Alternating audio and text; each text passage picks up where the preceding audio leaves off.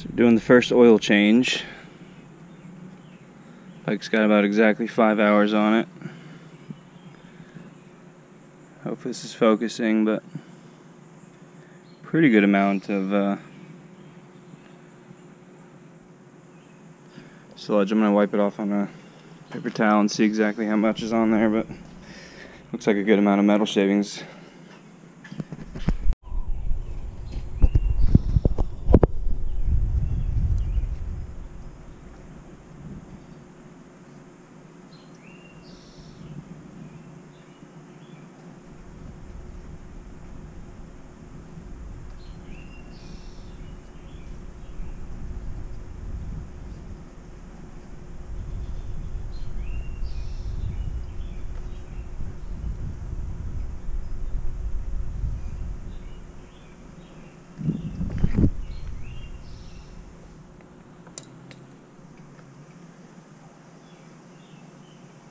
It's not too much more than any other bike really that I've had.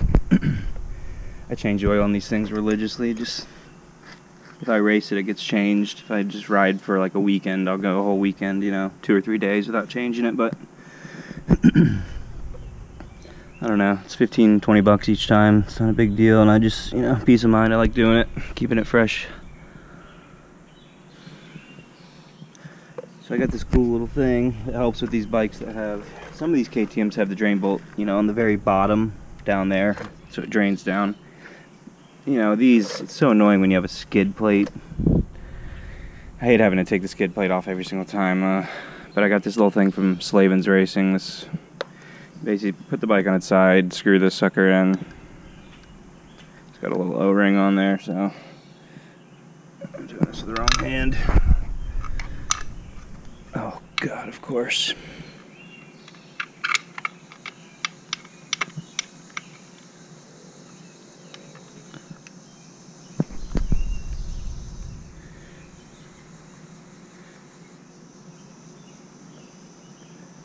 So you get that in.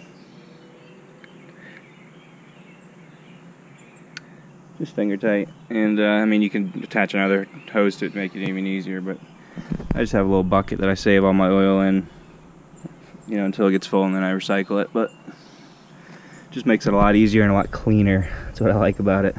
I don't get oil all down here, and it's just nice. So we'll see what the oil looks like next. Oh, and there's some fireworks. Oil is pretty dirty. Not sure how well the color's coming up on camera, but definitely doesn't look new. It's not bad by any means, but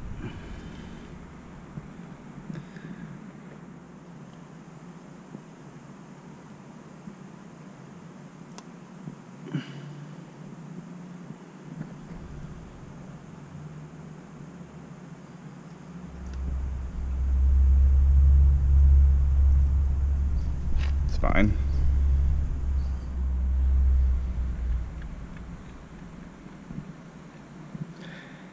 So this thing's pretty cool. Just makes the job, you know, cleaner basically. If you have a skid plate. If you don't have a skid plate, it's not a big deal.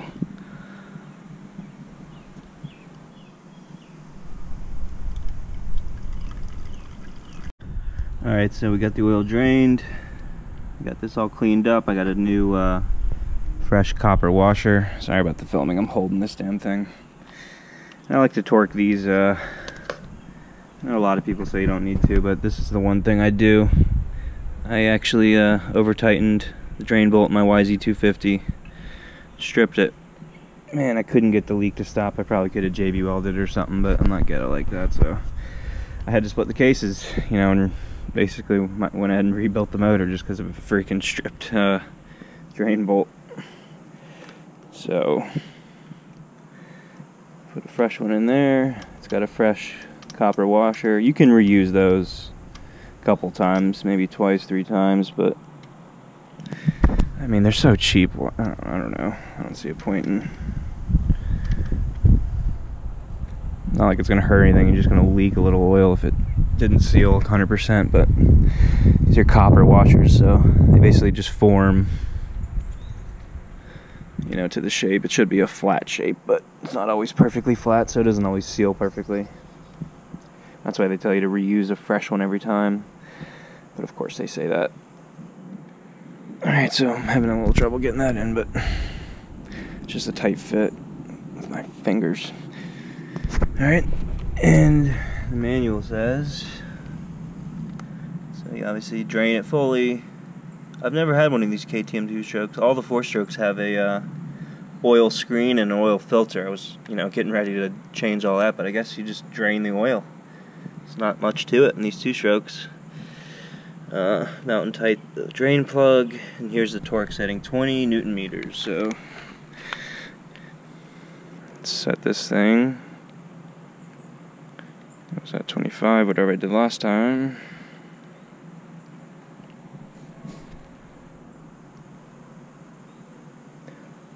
Newton meters.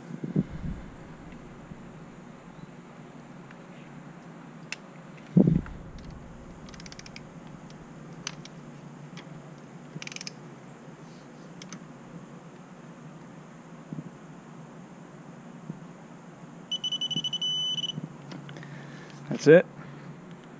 It's not as tight as you would think. That's why I stripped the last one. It's crazy. First couple times I did that, I'm like, is that real? But yeah. So that's all there is to it. Oil looked pretty good. There was quite a bit of sludge on it, but not more than really in any of my other bikes. It's starting to rain a little here, but that's easy. A lot easier than the 4-strokes. So another little update here. I installed a recluse in this bike. I've actually always had recluses in a lot of bikes, and I've always gone for the one, you know, the expensive one that's, you know, replaces your inner hub and your basket sometimes, and has the, you know, the outer clutch cover and all that kind of stuff. And you really don't need it. You're taking out brand new parts that work just fine. You know, this clutch has 5 hours on it. There's nothing wrong with it. There's nothing wrong with the inner hub or basket or anything. So it's kind of a waste of money. So I went. They came out with this. I think it's called the Radius X instead of the Radius CX. I think it's a little cheaper. You know, can't really say cheap when it still costs $700, but I love those things. I kind of ride the bike like it's not even there. I just pretend like it's not there, and then in the rare instances that I really do need it, it comes in handy. And then when I'm real tired, it's nice too. It helps you be lazy. I've also got a Scott's damper coming in. I just put, I'm not sure I really need that now though, because I actually just put these new tires on. These are these cheapo Shinko, I think is the brand called. Yeah, Shinko. So this back is called it's called a cheater, a Shinko 525 cheater. And I mean, it's got one ride on it, but look at these things. They're so soft. It's got decent reviews online about it. The other option was getting this golden tire gummy thing, and the thing's like $140. This tire was 65 bucks. So I'm gonna try that. This front tire is a Shinko, I want to say it's a 216 MX fatty. I can't see the thing. Yeah, 216 MX right there. But it's a 90-121, so it's actually like, I don't know exactly, but it feels like it's a full inch tire than an inch higher, sorry, the tire is than any of the other bikes. It's got a taller sidewall. I don't know, it actually made just driving up and down my driveway, not much, but it made the bike feel really, didn't turn as easily. It was more, you know, people say it makes it feel more planted, but we'll see. You know, this bike did have a lot of head shake, a lot of wobbling at the high speed stuff, and I attribute that to the these forks are the Explorer forks. They're not the Air forks like the other bikes have, so the XC models, I mean. So that's the trade-off. But I mean, I don't know if you can tell in the video, but you can just kind of see how the tire just fills up more of the space. So we'll see. I really wanted something that would help over the rocks, the slippery, wet rocks and roots, really. The roots more than anything. I like rocks, but roots is one thing that I don't mind, but it just seems like no matter what, my front end always tucks on a root. Or, you know, my back tire just gets stuck on it and just starts spinning in place. So, you know, these tires are gummy. They're not going to last very long, but for 65 bucks, if I can get 2 or 3 races out of it, that's fine with me. So we'll see. We've got a race coming up this weekend. We're either going to do the NCHSA one. Can't remember exactly where. It's a little west of Charlotte somewhere. Or the VCHSS one. It's Harleywood, I believe the race is called. That's out in Bristol, which is, I guess, the Tennessee-Virginia border. So we'll see. I'm not exactly sure which one I'm going to go to yet. I'd rather go to the Charlotte one because it's closer, but I like this Virginia series the best, I think. Pretty cool guys that race in that series, and it just seems like the tracks are, I don't want to say laid out better, but they flow really well. I haven't been to all the races for any of the series, so I can't really talk, but the ones that I have done, I've really liked. The VCHSS. I've done a couple mid-east races. Those are extremely fast. They're ATV wide trails for the most part, so it's more like GNCC style, I guess you could say. It is a 2-hour race as well instead of an hour and a half, which kicked my ass first time I did that. I didn't know it was going to be 2 hours. After an hour and a half mark, I was like, what's going on? Another lap, really? But, yeah, the NCHSA and the Virginia series, both of those are fun, but I like the Virginia one just a little more, I think. But, yeah, loving this bike so far. It's awesome. Got rid of the headlight, and this didn't mount perfectly. I had to use a longer screw in there, or a longer bolt, and it still had a gap back there. Could have taken it up with a spacer or something, I suppose, but the the computer, believe it or not, stopped calculating the hours. I did put a different wheel on it, so it didn't have the magnet in the thing, just for one race, because I wanted to, the last race I did, I wanted to run tubeless in the front, and I already had it tubeless on, I think, my 250 SXF, that I just swapped the wheel, and it didn't have the magnet, so it wasn't recording, the miles per hour, which I don't care about, but why, I don't understand why that would affect the hour meter. That's connected to the engine, not the wheel spinning. So, but for whatever reason, it was at 3.2 hours. I went to Brushy Mountain last weekend some point and rode for at least an hour, maybe an hour and a half tops. And when I got done riding, it still said 3.2 hours. So, which is really odd. Never had a KTM. I haven't had many bikes that had that trip thing, but I've had 2 or 3 and never had that happen before. But whatever. I don't know. It's kind of annoying that if I ever do decide to sell it, the owner is going to be like, well, that's not the stock. See, I put one of these on. And I did put that on the second, that I found out about this. So, and I know for a fact it was only missing an hour and a half tops. So 3.2 plus, we'll just call it 5. It's right at 5 hours right now. And so, I'll just add 5 to whatever this says. It's at 0.2 right now. But, so I took the trip computer off, and that let me mount this number plate normally.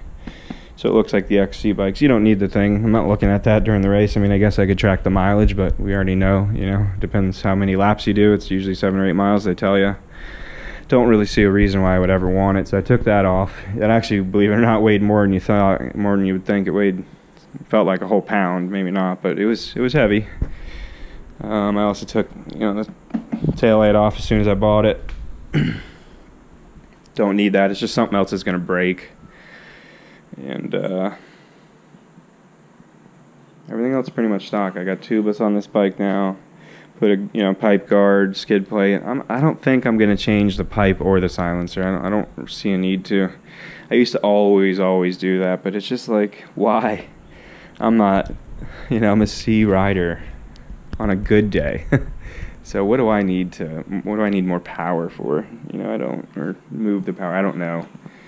I just go out there and ride, man. So I got the necessities, bark busters, the stuff that you need to protect. These electric starters are now down here. They used to be back in there somewhere, just kind of tucked behind the motor. But now it's on the bottom of the motor, so if you don't have a skid skid plate and a rock or something comes up, or you just come down on a weird angle on the corner of a rock, the edge of a rock.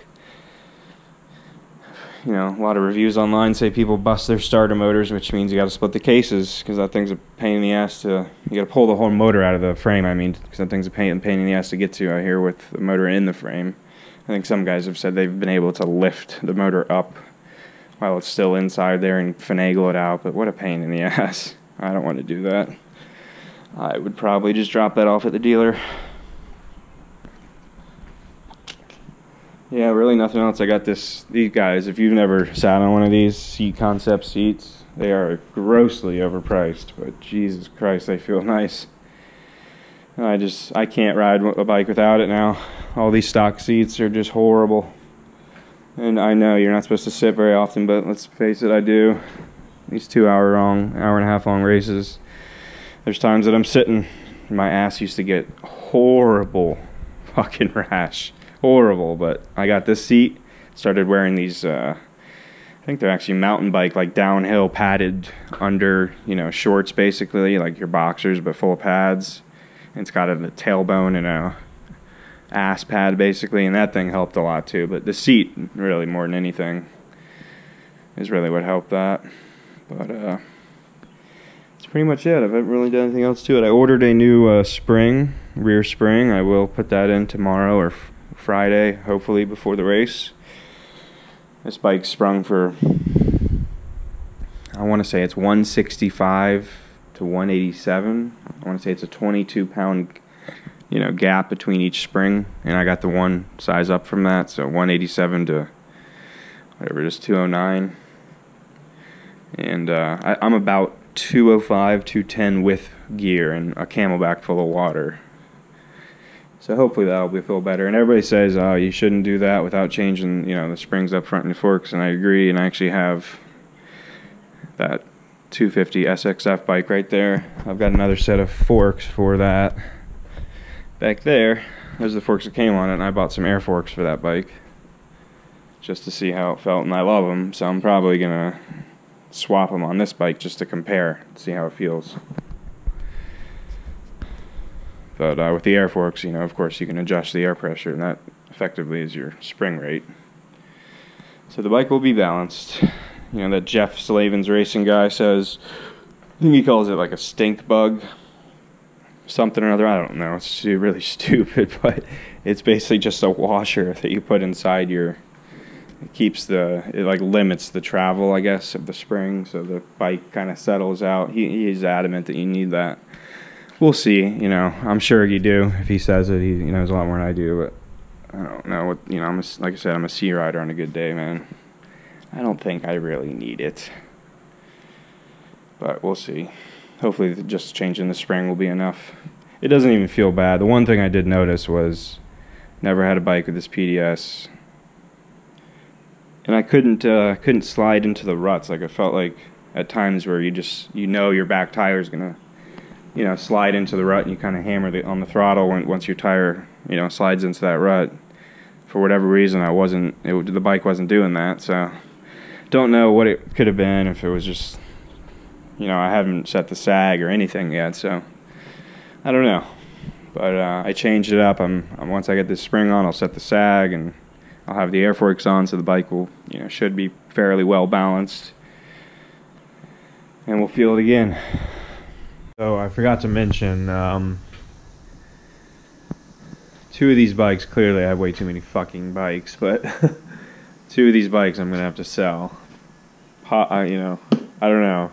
I thought I was gonna end up selling. Long story, but I ended up getting this TX300 bike in a trade for I had a KTM 500 EXC that was like my supermoto that I never rode the thing, man. It's awesome, but my buddy used to have a street bike and he sold it, and they've all been talking about getting bikes, but I just don't know anybody that has one, and it's kind of boring to ride on the street by yourself. So I ended up just selling it because it was, you know, a really expensive bike just sitting in my garage, and plan was to sell that and use the money from that for that bike. And, you know, some guy texts me and, hey, I got this bike, you know, I want to trade you. And of course, I don't know why, but I'm like, It's funny you say that because I just put a deposit down on a very similar bike, but I would kind of love to do like a little comparison test. This bike had 5.9 or 6 something like that hours on it when I got it. So it was brand new, basically, and the guy didn't do anything to it. So, but it's gonna be cool. I actually did ride both these bikes back to back at Brushy Mountain last weekend. I rode that bike for like an hour and a half. Was feeling really good, and then went out on this bike. Didn't like this bike at all at first, just because it felt so much stiffer, and the throttle, it was just it felt like a snappier motor, even though they're identical motors. Really, it's just maybe the fuel injection on that one smooths it out. I don't know, but that bike did not feel quite as snappy. Almost made this one feel more powerful, but it was probably just the way that the motor felt. And it was probably really was just probably the gearing, because this transmission, the gearing, I think they both have 6 gears, but you know, this bike has a really short first gear, and then second gear is actually fairly long, and then that gap between second and third is massive. So unless you're like on the pipe in second, when you get to third, there's a pretty big gap. I mean, you just gotta you know how to use the clutch when you're in third, and you're fine, but it's noticeable on that bike, the gap. On this one, it kind of feels just like a motocross bike. The transmission, at least, is just real quick. Every gear is real close together, I guess is what I'm trying to say. But it took me a little while to get used to it, and then, I can just tell it's so much stiffer. It's got the air forks and the linkage, and it's a kind of bike that it wants to be ridden fast, and it's pretty clear. You can tell that, and that's the difference. That's kind of why I like that one, because it's so smooth. I really like the slower, technical, really rocky kind of uphill. I like hill climbs and just more technical riding than just balls out, balls to the wall, just full, speed everywhere you go on the gas. But that's kind of what that bike, the feeling I got that bike kind of wants to do. And but I did end up getting used to it after 10-15 minutes on it, and so I went up the Trail 9C for any of you guys that know Brushy, and it's a pretty hard trail. Probably like a 7 out of 10, something like that, 6 out of 10 for better riders, but it's hard. It's got a lot of rocks, and you just got to carry your momentum basically up all these steep, slippery rock corners and stuff. And I was flying on this bike, and actually ended up like I don't know if I whiskey throttled or just grabbed too much. I really don't know exactly what happened, and of course my camera died, so I didn't get it on camera, but really chewed up the bike. Oh, that was almost bad. Just whiskey throttled. I almost went stomach first into this fucking rock like this. I mean, I don't know how well you guys can see the lighting, but these were brand new before I rode that day, and this pipe guard was brand new. It's actually missing everything right here completely, and from here to here, I don't know how well you can see it on video, it's probably dark, but it's all beat up.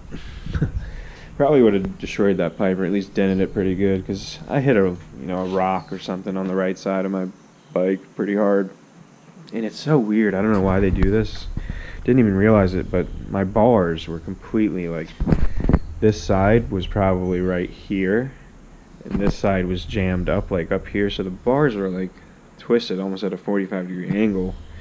And these little rubber mounts in here, and I'm assuming it helps with vibration, and it also helps to keep your bars from bending in a crash. But I mean, I went down pretty hard, the hardest I've gone down all year, but it wasn't bad. I mean, it was just I guess 20-mile-an-hour crash, so I guess it did a little damage to the bike. But I mean, these things were so twisted that I actually had to finish the trail. I don't even know how I did, but if I was like in the race, there's no way I would finish the race. No way. I would pull over and I'd be annoyed because my damn bars, I'd rather my bars bent a tiny bit than that happen and ruin my whole day. I don't know, I guess some people wouldn't prefer that, but I can buy a new set of bars on eBay for, $50, a new takeoff bike or something, so. But that's kind of the story of this bike. The purpose was to sell the 500, get the money for that one, and I was actually going to sell another one of these bikes. I got a couple projects back there. There's a CR500 actually, and then YZ250. But this bike I ended up keeping just for a little while. I kind of want to sell it, but I kind of now want to sell my 350 XCF. over this now, or possibly both. So if anybody's interested, it's a 2018 TX300. It's all stock except for it's got Electron carb. I've also got the stock carb I can put back in. It's got a skid plate pipe guard that's a little beat up. Bark busters. I do have a seat concept seat for it. It's just not on right now. It's got tubeless in both wheels. Fresh tires, front and rear. Obviously, bike's brand new. It's got like, right now it has 6.8 hours. If you can see that. It does have these graphics on it. You can just peel them off. But yeah, I mean it's pretty much stock, really. There's nothing. Pipe stock, silencer stock. There's no steering dampener. So if somebody wants to make an offer on this bike, feel free. It's 2018 TX300, and this one's a 2018 350 XCF. This one has, I want to say 15 point something. You can see that 15.3. This bike does have a silencer. I do have the stock one still. It's an F&F PowerCore 4. It's like the cheapest one, I think. It's the steel version, not the titanium. Stock pipe. It does have the Radius CX Recluse clutch in there. I can remove that if somebody doesn't want it or wants the bike cheaper. Tubeless front and rear, again, I always run that. Bark busters. And I think that's it. Stock otherwise. But yeah, both bikes, I mean, are just basically brand new. I changed the oil. I've only had this bike for, a couple weeks, but the 350 I've changed the oil probably 4 or 5 times already, and it's only got 15 hours. I just always like to do it. So I did change it's got a different front tire. It's like a Metzeler track. No, it's a Motoz, I think. I don't know how you pronounce that, but M-O-T-O-Z. Some kind of enduro. It's like more for like rocky terrain and not really muddy stuff, but I think the back tire is still stock, but 15 hours, and I don't ride these bikes hard. The reason I don't like that 350, actually, another long story, but I had a 450, and the thing was just insanely powerful, and I'm getting to the point where I'm getting old, and I'm realizing I never should have ever been on these big bore bikes. Should have always been on a 250F or a 150 KTM now, or a 125, something like that. And so I sold the 450 and got the 350, thinking it would be a lot more mellow and calm, which it kind of is on the bottom, but it still feels like a heavy bike to me. And it was just it's incredibly powerful. Like I never even used the second map setting. I always use the stock map, the map number 1, and it's just, to me, that bike is just way too fast for my ability. And it's scary, the bike is riding me, I'm not riding it, so it's, I don't know, I was kind of disappointed when I got it, and I basically bought 2 bikes and took a loss. Every time you do that, you take a huge loss on these things, but I don't know, I don't want to keep it here, it's just going to depreciate anyway sitting here, so might as well. But yeah, I'm not sure which one I really want to sell, or if I want to sell both. I would love to just keep them, but what's the, I'm going to ride this bike. This is going to be the only bike I ride. I would sell this 250 SXF, but I've got so much freaking money in that bike. It's a 2016 frame. It's got a 2017 motor, and it's just got a lot of stuff on it, man. And Recluse in there, I would get like 4 or 5 grand for the thing, and there's just no point in selling it. And I love it. I mean, the bike's perfect. It's set up perfectly for me. The forks, the shock, I mean, everything's set up for my weight. It's been revalved. It's got the oversized tank. The only thing it doesn't have is a kickstand, but I mean, it's just a perfect bike for me. It is, a backup bike. So, and I also have that YZ250 that I'll never sell. That thing's amazing. It's just it's a 2012, I think, but the thing is just, those bikes are just so much fun. I really should have never have spent money on any of these things and just stuck with that YZ, but it doesn't have the electric start. And really, it's the only reason I was a KTM fanboy for the longest time, because of that damn electric start, but I'm just so used to these things now, and I love the way they look, and I'm used to the way they feel, and this thing is just, it's incredible how smooth. I've never felt anything like it. you know, going back from that YZ250 to this thing back and forth, that YZ250 will put a smile on your face, but it'll wear you out. I mean, it's snappy, very, very snappy. I don't have a flywheel weight on it. I probably should, but it's totally set up for woods, other than it's missing a flywheel weight and an oversized tank. But I can finish a whole race on the stock tank on that thing, no problem, because I'm not, you know, I don't ride very fast. So, but like I said, I would never be able to get very much money for it. And the bike's amazing. There's nothing wrong with it. It's got like maybe 25 hours on it since it's brand new.